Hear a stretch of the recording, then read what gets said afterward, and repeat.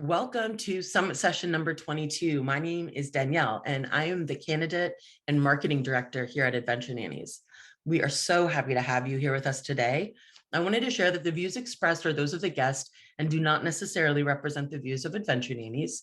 But today we are so excited. We're going to be talking about how to diversify your child's library and offer them a clearer understanding of the extraordinary world around them. And I'm thrilled to share a little bit more about our wonderful presenter, Monique Dupree. After a 20-year career as a professional nanny, Monique Dupree has been committed to teaching toddlers to read early and often. She's been sought out by parents and caregivers to assist them in curating their children's libraries with inclusive stories that offer diverse characters, ideas, and experiences. Her social media followers know her as Nanny Miss Monique, and tune in weekly for her live interviews and popular children's book authors, illustrators, and publishers.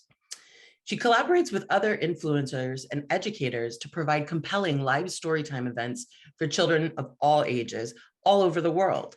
Please head to nannymissmonique.com to learn more, and be sure to check her out on social media at Nanny Miss Monique.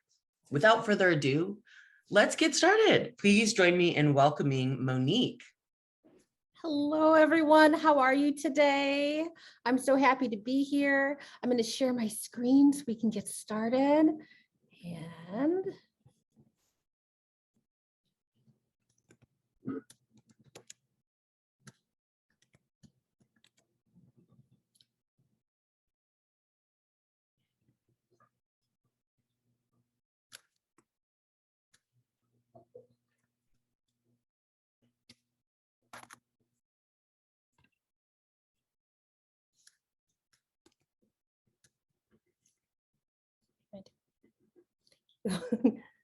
all right.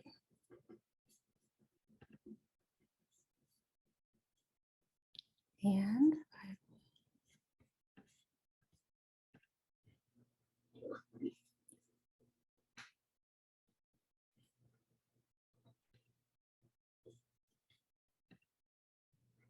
all right. Do you guys see everything okay?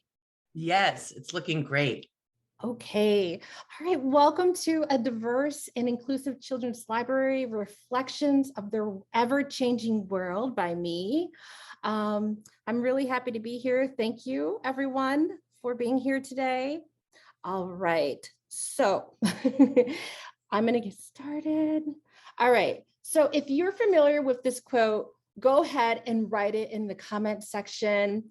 What book this quote is from. In the Great Green Room, there was a telephone and a red balloon.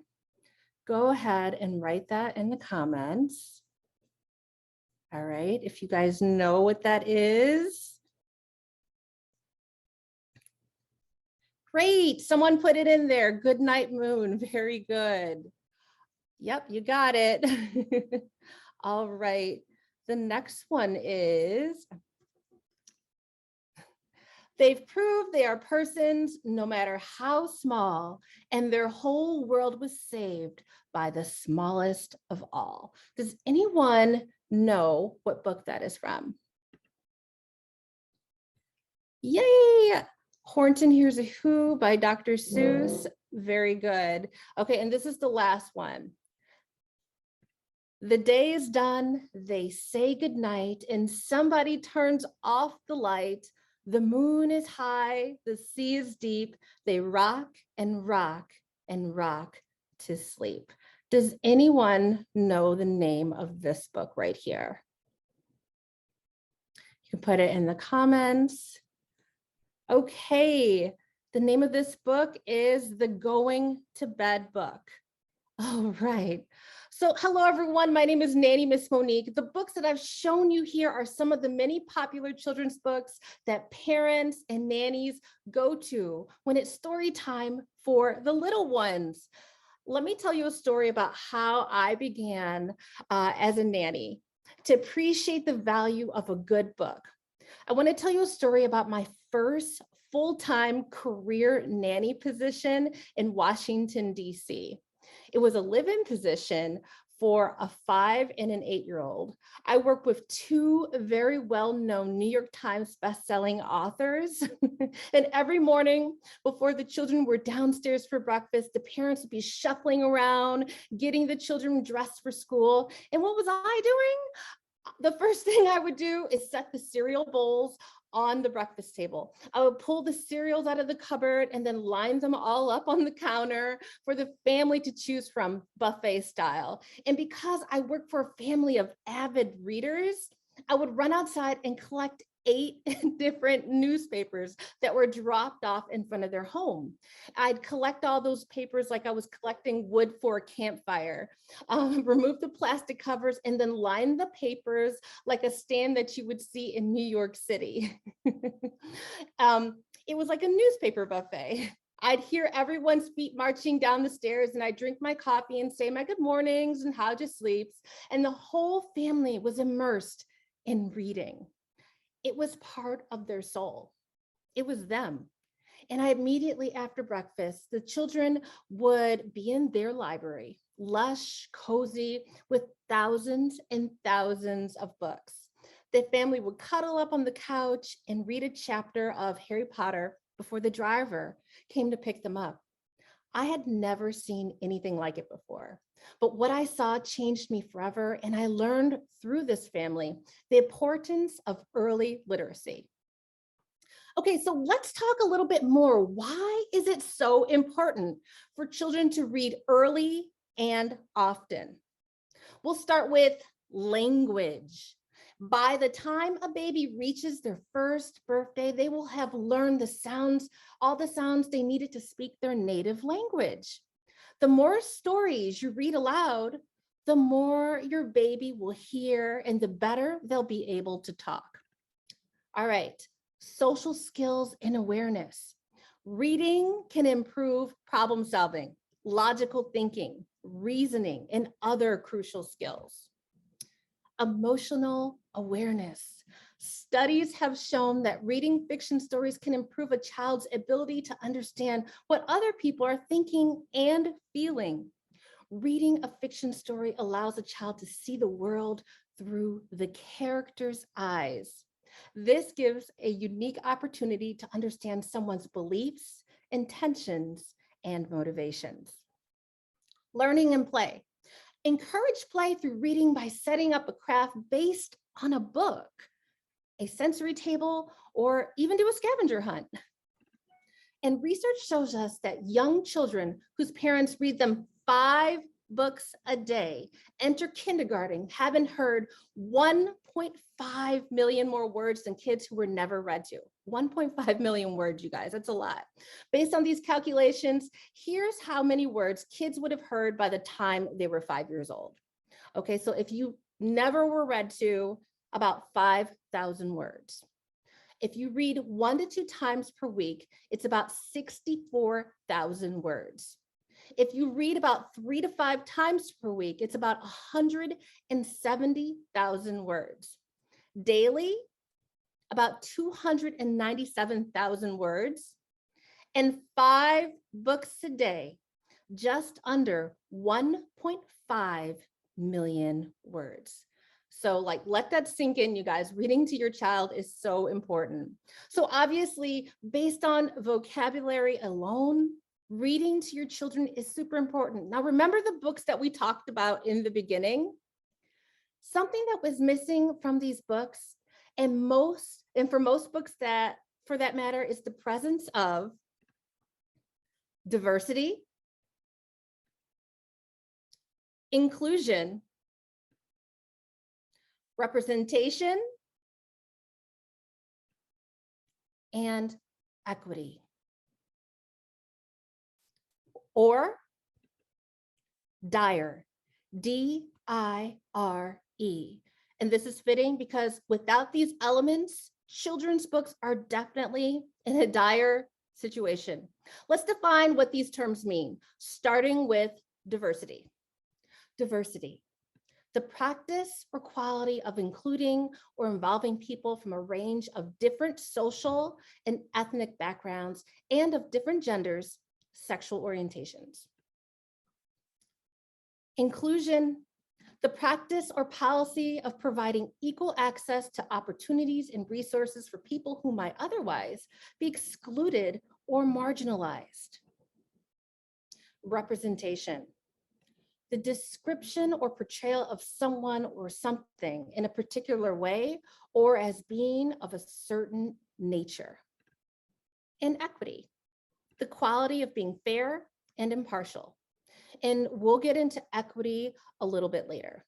So when most people think of diversity and inclusion, they think of cultural diversity and cultural inclusion. And for the most part, race is the most common aspect of representation and is at the forefront when you talk about equity.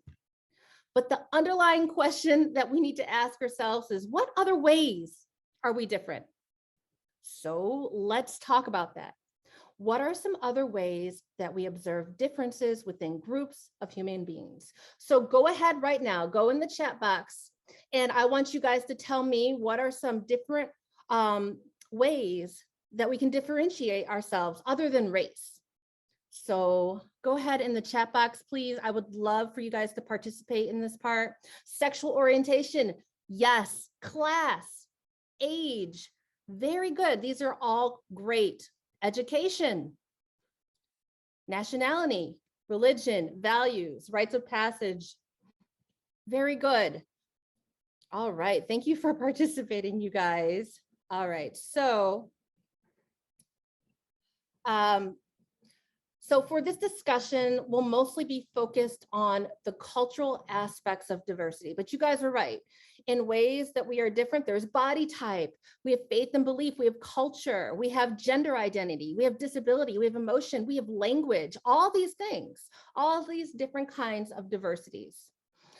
Next, we'll talk about oppression and slavery in early children's literature. The impact of someone as popular as a household name like Dr. Seuss, contributing to the negative stereotypes attributed to Black, Indigenous, and people of color goes to show you how influential children's books can be on a cultural level. Okay. It also lets us know there has and always continues to be a great deal of work to be done breaking down these biases and stereotypes and just pushing back at all these biases. The first character of color featured in fictional literature as well as children's stories were shown as roles of servitude with exaggerated physical features and unintelligible speech. This is evident in the story of Little Black Sambo by Helen Bannerman. At the time, this story was considered to be a triumph for Black people, and some even regarding the Little Black Sambo as the first Black children's hero. However, over time, public outrage and scrutiny has seen these and many books like them adapted to be less offensive.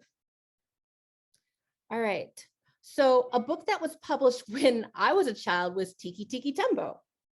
This book misrepresents Chinese culture with its words and images, making a mockery of the Chinese language. Did anyone have that book, Tiki Tiki Tumbo, when they were growing up? I did.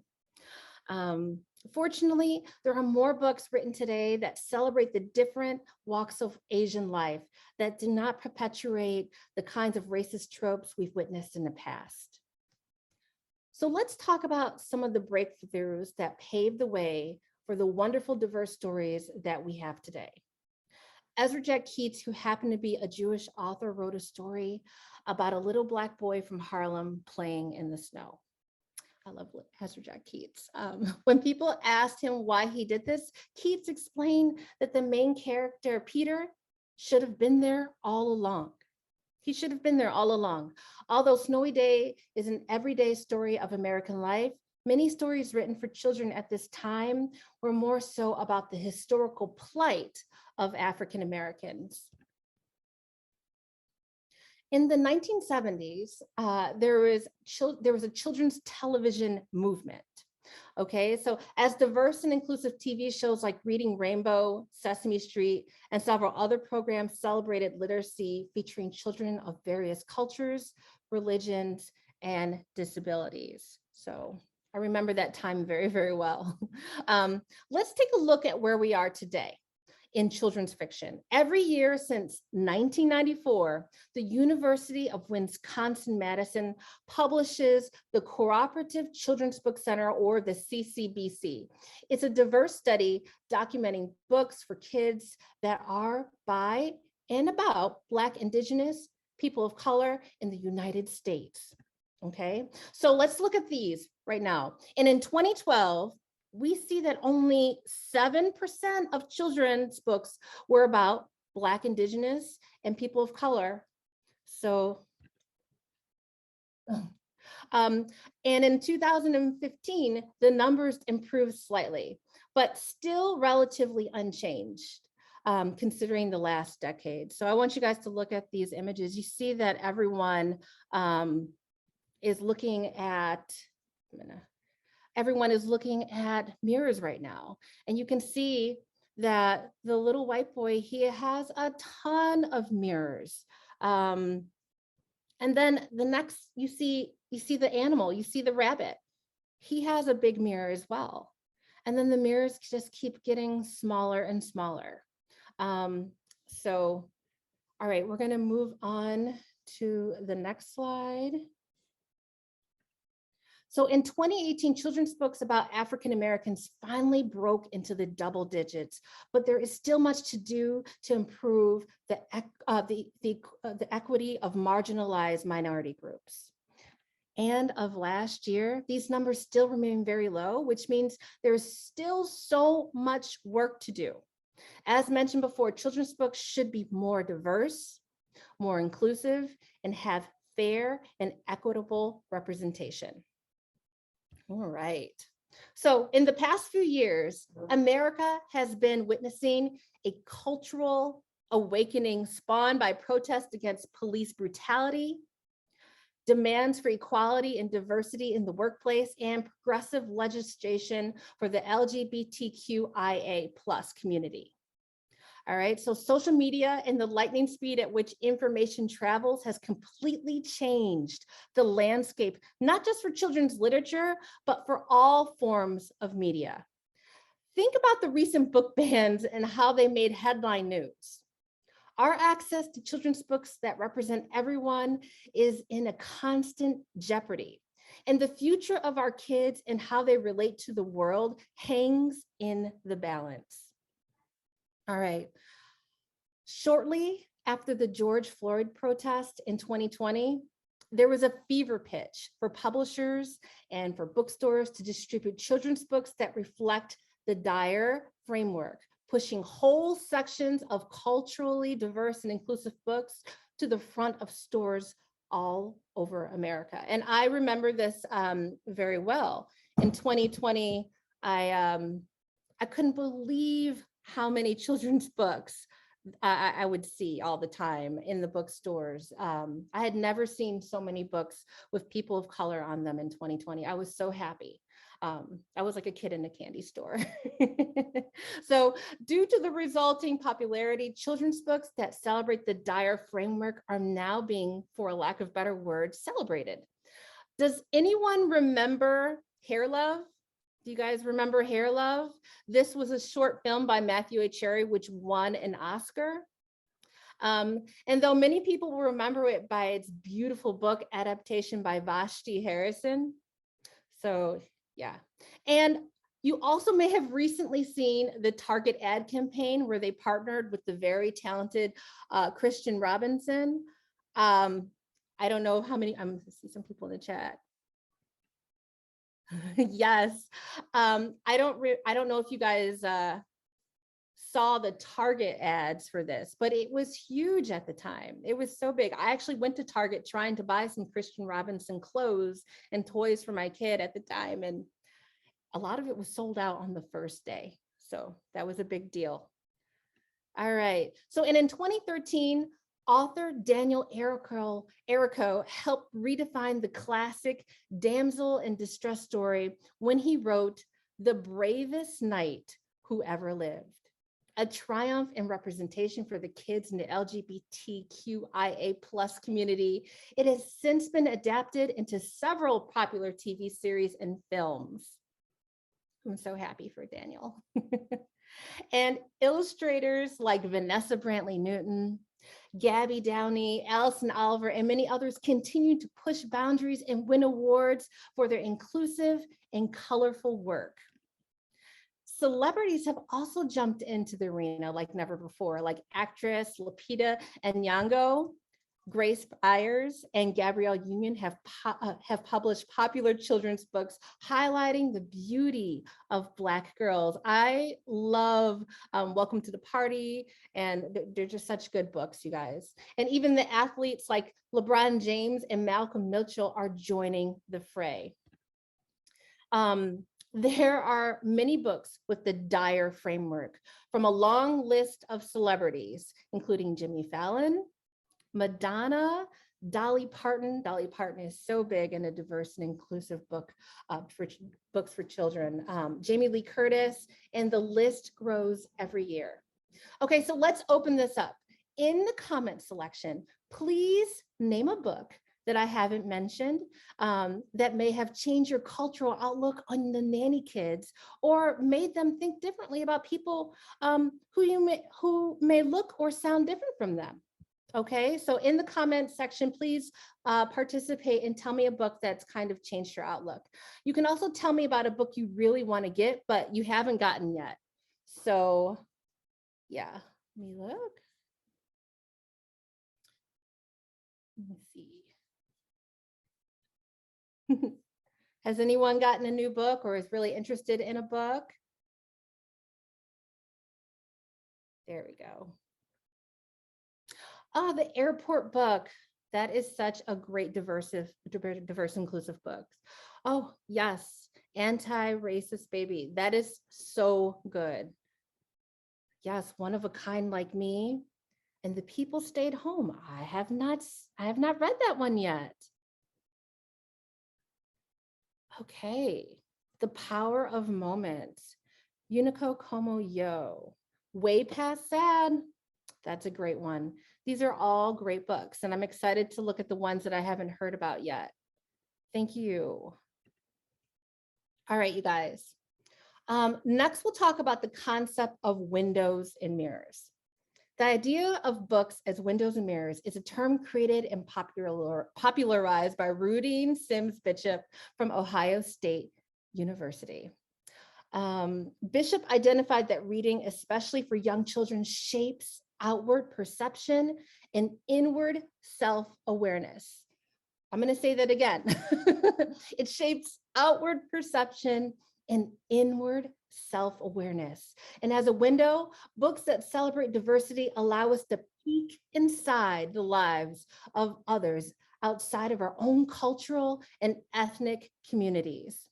And as a mirror, representation in children's books helps shape the perception of young people in a very positive way. When children see themselves in books through specific character traits, locations, activities, and other themes, it can help stimulate critical thought, it can build self-confidence, and it can reinforce morals and values. All right, so later in my nanny career, I worked for a family where I was in charge of curating their children's libraries.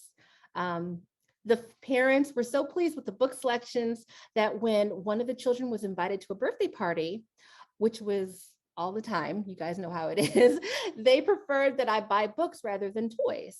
And I loved that. And at the time, I was often frequent of a specific bookstore. I love this bookstore. And one day when I was looking for the perfect birthday present, I saw it, The New Small Person by Lauren Child. I couldn't believe it. On the cover of the book were two little Black boys surrounded by toys in their home. The book is about the feeling a child may have when younger siblings come into the picture. I almost cried because I felt seen. And I could relate to the story having been an older sister to an annoying little sister. It didn't talk about skin color. It didn't talk about anything other than what it needed. I loved it. And I bought 5 copies for the next round of parties, even though none of the kids who was receiving this book were Black. It didn't matter. And anyone could relate. It was a perfect, diverse, and inclusive book. So let's talk a little bit about children's books as windows. An example could be that you are nannying for a Caucasian child and you read them When My Cousins Come to Town by Angela Shante, which is about an African-American family and the cultural experiences of a blended and extended families within our community. Another example would be if you're reading One Black Cat by 𝘰𝘯𝑦𝑎 Nguyen to your Spanish-speaking toddler, a board book, which is written in Urdu and in English. And on the other hand, children's books are also like mirrors. One of the most popular forms of representation in modern children's picture books is the celebration of Black hair, from Don't Touch My Hair by Cherie Miller to The Magic Hair Swap by Rochelle Humes. African-American girls are seeing themselves in these stories in a very positive and confident way. Similarly, Eyes That Kiss the Corners encourage self-confidence in Asian children and helps to dismantle common and hurtful stereotypes. Thankfully, there are many new publishers, authors, and illustrators who are dedicating their stories toward diversity and inclusion. There are large, globally recognized publishers who are developing diverse imprints. So we have Simon & Schuster, Deneen Milner and Salam Reeds. Penguin has 𝘞𝑗𝑗𝑙𝑎 Versify, a vision of Halton Milfin Harcourt. These are all great publishing companies. And some smaller publishers are emerging as significant contributors of representation and inclusion. Sound True Kids, love Sound True Kids. Very great book. Schiffer Kids. I'm sure if you guys are following me on Nanny Miss Monique, you see a lot of Schiffer books. Kane Miller. So several authors and illustrators have emerged to the diversity forefront, including Kenneth Kragle, Kelly Bennett, Dapo Adiola, Misa Subiri, and Diane Ewan. And now that I have my own daughter, who's 5 years old now, everything that I've learned has become very dear to my heart.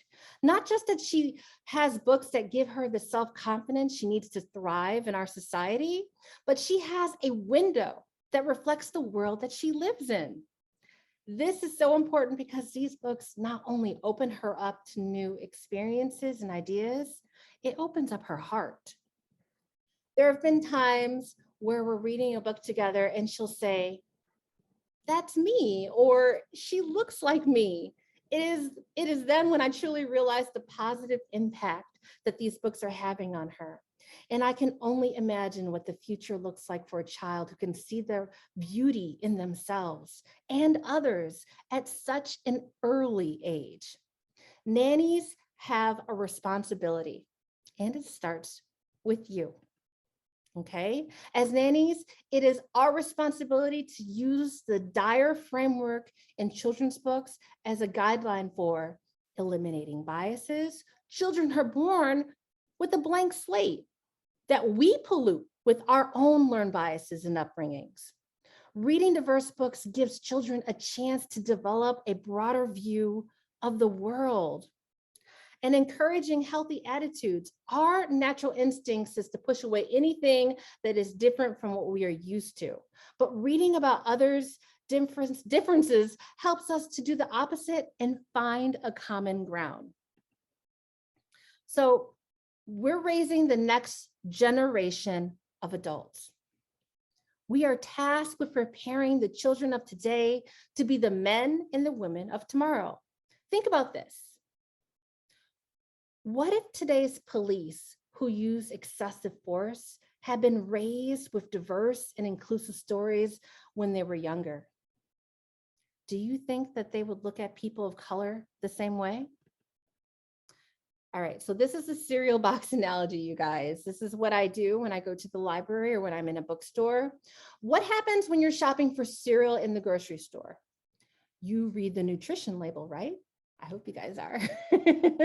You want to make sure that you're putting good things inside of your child's body. Well, the same thing needs to happen when you're picking out books at the library for your child. What your child reads matters, and it feeds the mind.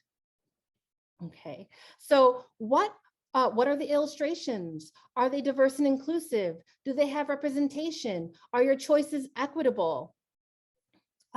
Choose books based on your child's interests. It doesn't matter what your child is interested in. It doesn't matter if your child is interested in dinosaurs, cars, princesses, loss, if they're interested in mindfulness, space, school, anything. Research and ask your librarian, or you can just ask me. You can ask me. Someone is always there to help you. And now that we've identified the importance of diverse and inclusive stories, as well as the resource we can use to provide them to children, it is now up to us as nannies, as parents, as childcare professionals to ensure that we incorporate what we've learned here to benefit the children in our care. So follow the authors and the illustrators and the publishers that I've mentioned today on social media, and share them with your families. Be mindful of the books that you buy the next time that you're at the bookstore or at the library. But above all, make it fun and a thoughtful experience for the little ones in your care. That's the most important part. And don't forget to follow me on Instagram and check out my interviews with some of the most amazing creatives I've spoken to you about today. I've interviewed a lot of the people that I mentioned today. You can also catch my Tuesday 3, where I showcase new and popular diverse children's books every week. I have a ton of great content there, so I would love for you to become a part of my growing community. Visit and bookmark nannymissmonique.com. Here, you'll be able to contact me, and I can help you curate your child's library to make sure it's diverse and inclusive, and they're going to want to read over and over and over again. Are you looking to expand your profile as a nanny so you can boost your earnings? Or are you ready to step out of your own on your own as an entrepreneur in the childcare industry? Either way, my promotional videos and resume portfolio services are what you'll need to be successful for any audience. I am also available for public speaking and consultation. And when you visit my website, make sure you fill out the form with the information about how I can help you. And to make it easy, you can click on this QR code that will take you to my Linktree, where you'll find links to my socials, my website, but also my press clippings and even color sheets for your kiddos. But before I go, I have 2 other big announcements. The first, I invite you to join me on Instagram Live this coming Monday for a free book giveaway from author Josh Chalmers. He'll be selecting 3 winners to receive a signed copy of his book, Change the World Before Bedtime. It is so cute. And a really cool superhero cape kit for your little one. 3 winners, you guys. That's great. You have to be following me, and you must be present for your chance to win. And lastly, if you haven't done so already, register for the INA conference, March 31st through April 3rd, and join us in Las Vegas. I'm so excited to be there. I'm proud to announce that I will be speaking about the D.I.R.E framework at this huge, incredible event, and it's going to be so much fun. I have a ton of stuff to give away from several publishers, you guys, so I hope you're coming. So I'm super excited. You can visit their website for more info, and I will hopefully see you all in Las Vegas next month. And thank you again for joining me today for the summit session brought to you by Adventure Nannies. I'm Nanny Miss Monique, and I've given you some tools and things to think about that will help you look at children's books in a whole new light. I hope so. I'm available for any questions or comments at this time. So if you guys have any questions to ask me, yes. Yeah. Wow. Monique, thank you so much. I have been so looking forward to this session. And I just want you to know, on a personal level, I just am such a huge fan of the work that you're doing. And I really look forward to Tuesdays every week, very much because of the book recommendations that you share. And it's such an honor to get some time to hear from you directly. I'm really looking forward to learning more from you at INA. And I do have a few questions that were sent over to me through the chat. So one of the things that someone was wondering is, do you provide any sort of services or support to families or nannies that are not necessarily in your area? Or how does that work if people are interested in working with you, but aren't maybe in Chicago? Absolutely. So if you're interested in having, if you're having a hard time picking out books for your little one, I can send you a curated list based on your child's interest, and just tell me their age, their interest in books, and I can help you find diverse and inclusive books about whatever. It could be about dinosaurs, it could be about anything. So I can help you with that. Yeah. That's a superpower. That's amazing. That is such an incredible thing. And I would encourage everybody here and everybody who watches this recording later to reach out to Monique at nannymissmonique.com and, continue to follow her, of course, on social media, but keep an eye on all of the work that she's doing, even in addition to the incredible content produced on social media, because I think there's some really wonderful opportunities for folks to hire you to really help them create some curated libraries for the children that they're working with. And I love the idea of creating a very curated list through the D.I.R.E framework that is really catered towards the specific interests of a child. I think all of us as humans are so much more impacted when we're learning about something that we really love.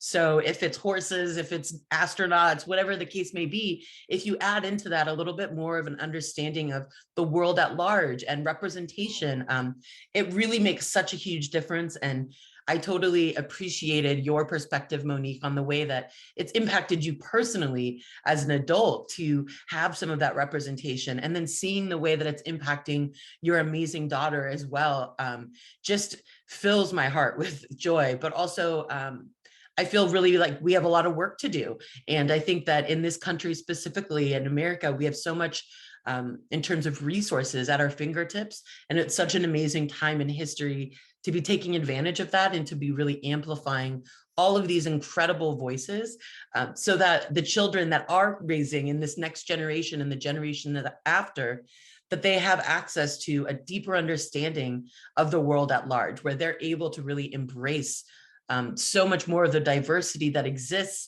with a huge open heart. And I think that the work you're doing is literally changing people's lives. And I really just can't thank you enough, Monique, for taking the time to do this.